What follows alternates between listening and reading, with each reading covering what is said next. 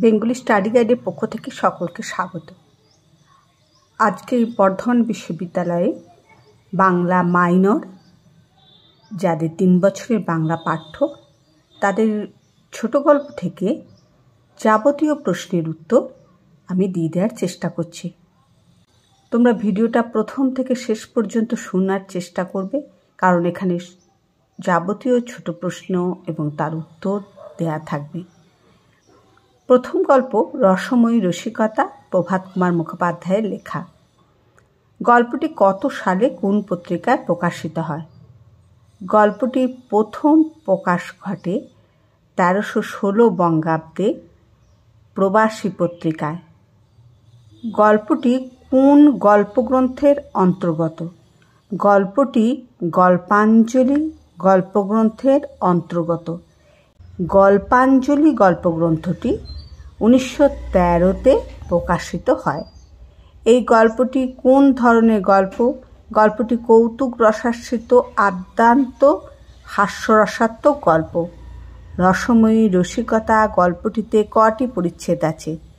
গল্পটিতে 8টি পরিচ্ছেদ আছে। গল্পটির শেষ লাইনটির উল্লেখ করো। গল্পটির শেষ লাইনটি হল, ক্ষেত্রমোহন বলিলেন, ঠাকুরঝি এসব কি? ঠাকুরঝি আপন মনে মালা জপ করিয়া যাইতে লাগিলেন।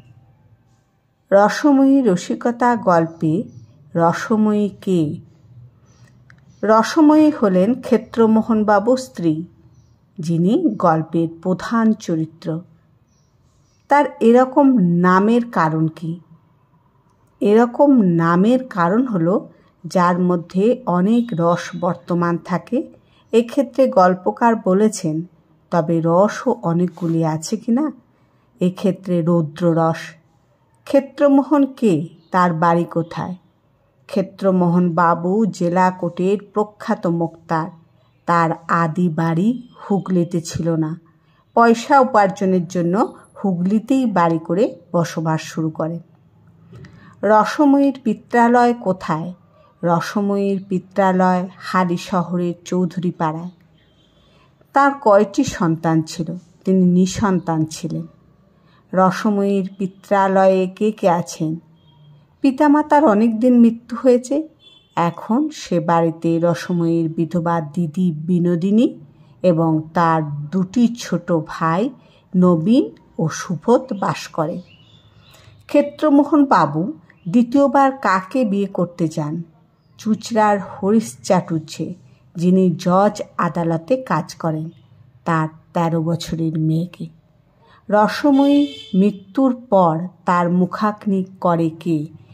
রসময়ী নিঃসন্তান হওয়ায় তার স্বামী ক্ষেত্রমোহন বাবু মুখাগ্নি করেছিলেন। রসময়ীর মৃত্যুর কতদিন পর ক্ষেত্রমোহনবাবু কাকে বিয়ে করার জন্য মনস্থির করেন? রসময়ীর মৃত্যুর 6 মাস পর ক্ষেত্রমোহন নিজে হুগলির ইংরাজি জানা রজনীকান্ত ঘোষালের মেয়েকে দেখে পছন্দ করেন। বুড়ো খুড়োমশাই গ্রাম হইতে আসিয়াছেন, করল আশীর্বাদ। কোন গল্পের অংশ? রসময়ী রসিকতা গল্পের অংশ। কার সঙ্গে আশীর্বাদ? ক্ষেত্রমোহনের সঙ্গে রজনীকান্ত ঘোষালের মেয়ের আশীর্বাদের কথা ছিল। শেষ পর্যন্ত আশীর্বাদ কি হয়েছিল? শেষ পর্যন্ত আশীর্বাদ হয়নি, কারণ তার প্রথম স্ত্রী মারা যাওয়ার পর বেগুনি রঙের মাচেন্টা কালি দিয়ে চিঠি পাঠিয়েছেন। তাতে লেখা, বিবাহ করিও, না করিলে তোমার ললাটে অশেষ দুর্গতি লেখা আছে, রসময়ী। শেষ পর্যন্ত ক্ষেত্রমোহন বাবু কি বিয়ে হয়েছিল? না। খুড়ার যুক্তিতে শেষ পর্যন্ত রসময়ীর মৃত্যুর 1 বছর পূর্ণ হলে গয়ায় পিণ্ড দিয়ে এসে বিয়ে স্থির করল। এই গল্পে রসময়ী ক্ষেত্রমোহনকে কটি পত্র দিয়েছিলেন? এই গল্পে রসময়ী ক্ষেত্রমোহনকে 3টি পত্র দিয়েছিলেন। পত্রগুলির মূল বক্তব্য কী? চিঠিগুলির মূল বক্তব্য হল, রসময়ী মরে গিয়েও বেঁচে আছে, তাই ক্ষেত্রমোহন যাতে কোনোভাবেই বিবাহ না করে, আর যদি করে তাহলে ক্ষেত্রমোহনের কপালে অনেক দুর্গতি আছে। ক্ষেত্রমোহনের শালিকার নাম কি? ক্ষেত্রমোহনের বিধবা শালিকার নাম বিনোদিনী। তিনি কোথায় থাকতেন? তিনি তার বাপের বাড়ি হালিশহরে থাকতেন। ক্ষেত্রমোহনবাবুর বয়স কত? ক্ষেত্রমোহনবাবুর বয়স 40 বছর। এবং তাদের দাম্পত্য জীবন কত বছরে? তার স্ত্রী রসময়ীর বয়স এখন 30 বছর। তাদের দাম্পত্য জীবন কেটেছে 18 বছর। ক্ষেত্রমোহন কেন দ্বিতীয়বার বিবাহ করতে চেয়েছিলেন? ক্ষেত্রমোহন ও রসময়ীর 18 বছরের দাম্পত্য জীবন কেটেছে শুধু ঝগড়া আর সন্ধি করে। তাছাড়া এই 18 বছরের দাম্পত্য জীবনে রসময়ী কোনো সন্তান দিতে পারেনি। সেই সন্তানের আশায় তিনি পুনরায় বিবাহ করতে চেয়েছিলেন। আমি তোমার শ্বশুরবাড়ি সার্চ করিবে। কে বলেছে? কার শ্বশুরবাড়ি সার্চ করিবে? কেন সার্চ করিবে? পুলিশ সুপারিনটেন্ডেন্ট ক্ষেত্রমোহনবাবুর হালিশহরে শ্বশুরবাড়ি সার্চ করবেন। পুলিশের কাছে খবর ছিল এই বাড়িতে বোমা তৈরি হয়। সেটা সত্যি কিনা দেখার জন্য পুলিশ সার্চ করতে চেয়েছেন। পুলিশ খানা তল্লাশি করে কি পেল? পুলিশ খানা তল্লাশি করে কিছু পাঁজি, কাশিদাসী মহাভারত এবং একখানা বটতলার ছেঁড়া উপন্যাস, খান কতক পুরাতন দলিল, আর বিনোদিনীর বাক্স থেকে বের হলো এক বান্ডিল চিঠি এবং খান কতক ঠিকানা লেখা সাদা খাম। প্রভাতকুমার মুখোপাধ্যায়ের জন্মসাল ও জন্মস্থান উল্লেখ করো। জন্মস্থান মামার বাড়িতে, বর্ধমান জেলার ধাত্রী গ্রামে। আদি নিবাস হুগলি জেলার গুড়াপে। আর প্রভাতকুমার মুখোপাধ্যায়ের জন্ম 1279 বঙ্গাব্দে 22 মাঘ। প্রভাতকুমার মুখোপাধ্যায়ের মৃত্যুসাল উল্লেখ করো। 1338 বঙ্গাব্দে 22 চৈত্র। প্রভাতকুমার মুখোপাধ্যায়ের পিতামাতার নাম কি? পিতার নাম জয়গোপাল মুখোপাধ্যায়, মাতার নাম কাদম্বরী দেবী। প্রভাতকুমার মুখোপাধ্যায়ের স্ত্রী ও পুত্রের নাম উল্লেখ করো। প্রভাতকুমার মুখোপাধ্যায়ের 18 বছর বয়সে হালিশহরে ব্রজবালা দেবীকে বিবাহ করেন। 2 পুত্র, অরুণ কুমার মুখোপাধ্যায় ও প্রশান্ত কুমার মুখোপাধ্যায়। তিনি কোথা থেকে বিএ পাশ করেন? তিনি পাটনা কলেজ থেকে বিএ পরীক্ষায় উত্তীর্ণ হন। পরে বিলেত থেকে ব্যারিস্টারি পাশ করেন। তার কর্মজীবন শুরু হয় কোথা থেকে? তার কর্মজীবন শুরু হয় কলকাতা বিশ্ববিদ্যালয়ে আইন বিভাগের অধ্যাপক হিসাবে। আজীবন তিনি এই পদেই যুক্ত ছিলেন 1916 খ্রিস্টাব্দ থেকে। তার প্রথম রচনার নাম কি? তার প্রথম রচনা অভিশাপ নামে ব্যঙ্গ কবিতা 1899 খ্রিস্টাব্দে প্রকাশিত হয়। তিনি কোন গল্প লিখে কুন্তলীন পুরস্কার লাভ করেছিলেন? 1897 খ্রিস্টাব্দে রাধামণি দেবী ছদ্মনামে পূজার চিঠি নামক গল্প লিখে কুন্তলীন পুরস্কার লাভ করেন। প্রভাতকুমার মুখোপাধ্যায় সম্পাদিত পত্রিকার নাম উল্লেখ করো। প্রভাতকুমার মুখোপাধ্যায়ের সম্পাদিত পত্রিকার নাম মানসী ও মর্মবাণী। তার রচিত 4টি উপন্যাসের নাম লেখো। তার রচিত 4টি উপন্যাস হল রমা সুন্দরী 1908, নবীন সন্ন্যাসী 1912, রত্নদ্বীপ 1915, জীবনের মূল্য 1917। তার রচিত ছোট গল্পের সংখ্যা কত? প্রভাতকুমার মুখোপাধ্যায় রচিত ছোট গল্পের সংখ্যা 108 ও গল্প সংকলনের সংখ্যা 12টি। তার রচিত 4টি গল্প সংকলনের নাম উল্লেখ করো।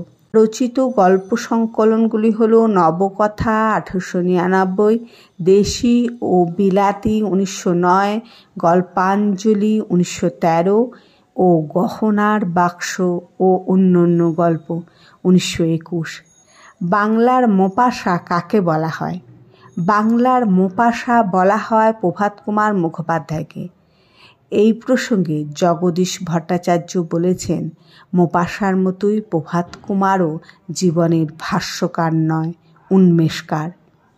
শরৎচন্দ্র চট্টোপাধ্যায়ের লেখা অভাগের স্বর্গ গল্পটি থেকে যত রকমের ছোট গল্প হয় সেগুলি আমরা তুলে ধরার চেষ্টা করছি। ঠাকুরদাস মুখুজ্জের বর্ষীয়সী স্ত্রী কিভাবে মারা যান? 7 দিনের জ্বরে মারা যান। বৃদ্ধ ঠাকুরদাস মুখোপাধ্যায় মহাশয় কিসের কারবার? ঠাকুরদাস মুখোপাধ্যায়ের ধানের কারবার ছিল। বৃদ্ধ ঠাকুরদাস মুখোপাধ্যায়ের কটি ছেলে মেয়ে? বৃদ্ধ ঠাকুরদাস মুখোপাধ্যায়ের 4টি ছেলে আর 3টি মেয়ে। আর একটি প্রাণী একটু দূরে থাকিয়া এই দলের সঙ্গী হইল। কাকে ইঙ্গিত করা হয়েছে? কাঙালির মার কথা বলা হয়েছে। গ্রামে কোথায় শ্মশান অবস্থিত? গ্রামের একান্তে গরুর নদীর তীরে শ্মশান। আমাকেও আশীর্বাদ করে যাও। কি আশীর্বাদ করার কথা বলা হয়েছে? কাঙালির মা মৃত্যুর পর যেন কাঙালির হাতে আগুন পায়, এই আশীর্বাদ চেয়েছেন। অভাগী নামকরণের কারণ কি? কাঙালির মাকে জন্ম দিয়ে মা মারা যান, তাই কাঙালির মায়ের পিতা রাগ করে কাঙালির মায়ের নামকরণ করেন অভাগী। কাঙালির মার কার সঙ্গে বিবাহ হয়? রসিকবাগের সঙ্গে বিবাহ হয়। অভাগী তার শিশুপুত্রকে নিয়ে গ্রামে পড়ে থাকে কেন?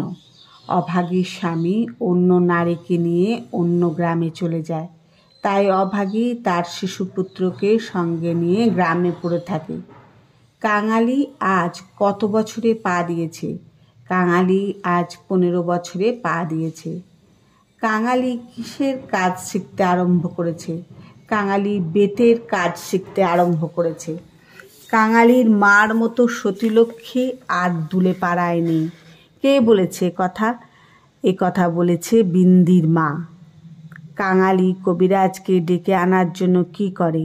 প্রথমে কান্নাকাটি করে, হাতে পায়ে পড়ে, তাতেও যখন কাজ না হয় শেষে ঘটি বাঁধা দিয়ে 1 টাকা প্রণামী দিল, তাতেও কবিরাজ আসলেন না। পরদিন সকালে সে হাত দেখিয়া তাহার সম্মুখে মুখ গম্ভীর করিল। কে হাত দেখিল? ঈশ্বর নাপিত হাত দেখিল। কাঙালি জাতিতে কি ছিল? কাঙালি জাতিতে দুলে। এমন সতীলক্ষ্মী বামুন কায়েতের ঘরে না জন্মে আমাদের দুলেদের ঘরে জন্মালো কেন? বক্তা কে? বক্তা রাখালের মা। বেলগাছ কাটার সময় কে এসে রসিকের গালে চর কষায়?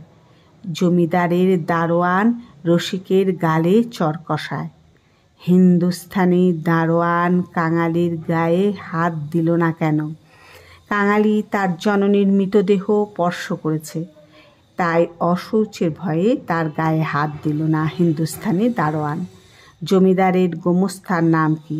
জমিদারের গোমস্তার নাম অধর রায়। কি জাতের ছেলে তুই? বক্তা কে? বক্তা অধর রায়। অধর রায় কাঙালির মাকে পোড়ানোর জন্য কত টাকা চেয়েছিল? 5 টাকা চেয়েছিল। কাঙালির উত্তরীয় কেনবার মূল্যস্বরূপ কি বাঁধা দিয়েছে? ভাত খাবার পেতলের কাশি বাঁধা দিয়েছে। সে আমার মায়ের হাতে পোতা গাছ। কোন গাছের কথা বলা হয়েছে? বেল গাছের কথা বলা হয়েছে। ব্যাটাকে গলা ধাক্কা দিয়ে বার করে দে। কার কথা বলা হয়েছে? কাঙালির কথা বলা হয়েছে। দেখেছেন ভট্টাচ মশাই, সব ব্যাপারটাই এখন বামুন কায়েত হতে চায়।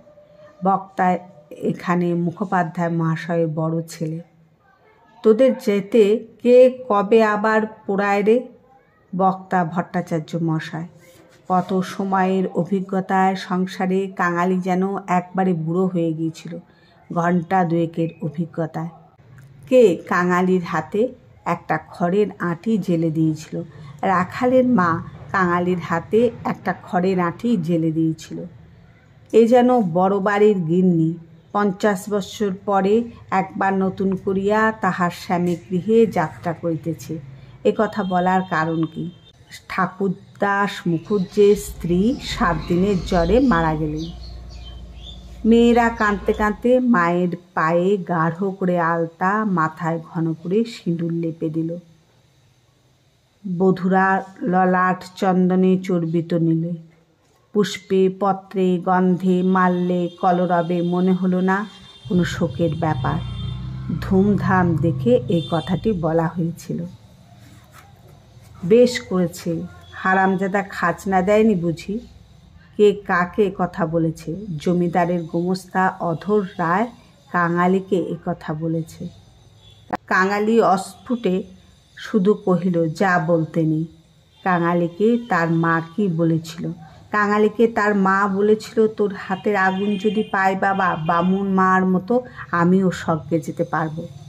পৃথিবীতে তাহার পায়ের ধুলোর প্রয়োজন আছে, ইহাও কেহ নাকি চাহিতে পারে, যাহা কল্পনার অতীত। এই ধরনের ভাবনা কার মনে সৃষ্টি হয়েছিল? এই ধরনের ভাবনার অভাগী স্বামী রসিক বাগের মনে সৃষ্টি হয়েছিল। অভাগীর বিশ্বাস মৃত্যুর সময়ে স্বামীর পায়ের ধুলো এবং মৃত্যুর পর পুত্রের হাতে আগুন পেলে সে স্বর্গে যাবে, তাই সে স্বামীর পায়ের ধুলো চেয়েছিল। রাজশেখর বসুর লেখা চিকিৎসা সংকট গল্পটি থেকে যাবতীয় ছোট গল্প তুলে ধরার চেষ্টা করছি। রাজশেখর বসুর ছদ্মনাম ছিল পরশুরাম। নন্দর দুই বগলে দুই বান্ডিল, ব্যস্ত হইয়া চলন্ত গাড়ি হইতে যেমন নামিবেন অমনি কোচায় পা বাঁধিয়া নিচে পড়িয়া গেলেন। নন্দ পড়ে যাওয়ার পর জনগণের কিরূপ প্রতিক্রিয়া হয়? গাড়িতে শোরগোল ওঠে এবং গাড়ি ঘ্যাচাং শব্দে থেমে যায়। জনা কয়েক যাত্রী নেমে নন্দকে তুলে ধরেন। যারা গাড়ির মধ্যে ছিলেন তারা গলা বাড়িয়ে নানা প্রকার সমবেদনা জানাতে লাগলেন।